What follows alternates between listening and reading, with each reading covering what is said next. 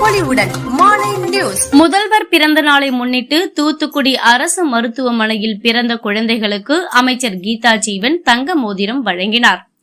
தூத்துக்குடி வடக்கு மாவட்ட திமுக சார்பில் தமிழக முதல்வர் மு.க.ஸ்டாலின் 72வது பிறந்தநாள் விழாவை முன்னிட்டு தூத்துக்குடி அரசு மருத்துவமனையில் பிறந்த குழந்தைகளுக்கு தங்க மோதிரம் அணிவிக்கும் விழா நடைபெற்றது. நிகழ்ச்சியில் வடக்கு மாவட்ட செயலாளரும் சமூக நலன் மற்றும் மகளிர் உரிமைத்துறை அமைச்சர் கீதா ஜீவன் கலந்து கொண்டு 14 குழந்தைகளுக்கு தங்க மோதிரம் மற்றும் இனிப்புகளை வழங்கினார்.